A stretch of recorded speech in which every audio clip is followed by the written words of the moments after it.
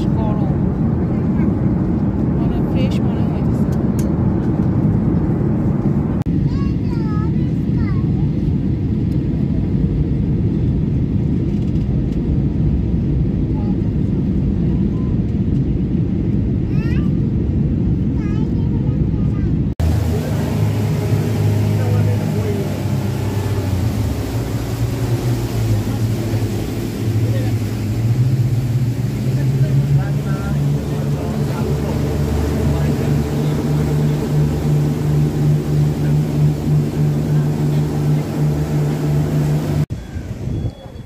তো আমরা মালদ্বীপসে মাফুসিতে হচ্ছে কানিপাম বিচ হোটেলে, কানিপাম বিচ রিসোর্টে এসেছি। তো এখানে আমরা 3 নাইট স্টে করব। So this is the lobby area, it looks great.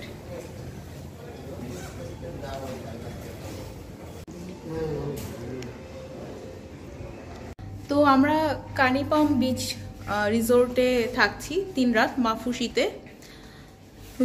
আমি একটু রুম ট্যুর দিয়ে দেখাচ্ছি। রুম খুব বেশি বড় না হলেও যে সি ভিউ ব্যালকনি আছে এটা তো মারাত্মক সুন্দর, মানে তবে এখন অনেক রোদ, তবে বিকেলের দিকে এখানে বসে চা খেতে সেই লাগবে। তো একটা কিং সাইজ বেড, এখানে কমপ্লিমেন্টারি হিসেবে আছে 2টা পানির বোতল, কফি, সুগার, দেন কফি ম্যাট, যেগুলো থাকে নর্মালি হোটেলে সেগুলি আছে, কিন্তু পানির বোতল একটু বড় হলে ভালো হইতো। 2টাই পানি দেয় কমপ্লিমেন্টারি, বাকি হচ্ছে কিনতে হয়। এখানে আবার একটা বোতল হচ্ছে $1 করে। সো $1 তো বাংলাদেশি টাকায় 122 টাকা। আর এখানে হচ্ছে ওয়াশরুমটা একটু ছোট মনে হচ্ছে, তবে খারাপ না। 2টো টাওয়েল দেয়া,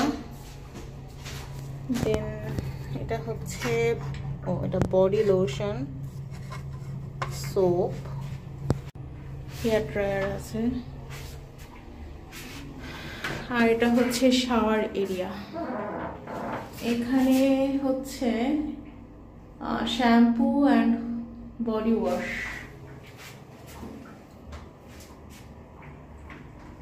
সো এটা হচ্ছে ওয়াশরুম। এই তো এটা আবার বিচ টাওয়েল আছে, এগুলো যদি হারিয়ে যায় তাহলে আবার চার্জেবল।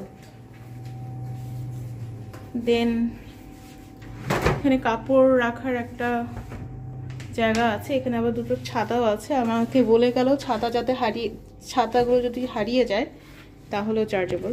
ডেফিনেটলি এখানে জিনিসপত্র হারালে তো চার্জেবল হবেই। সো এই হলো room view. C view room দেখে তো আমি পুরোই পাগল হয়ে গিয়েছি, এত সুন্দর। ব্যালকনিটা খুবই পছন্দ হয়েছে।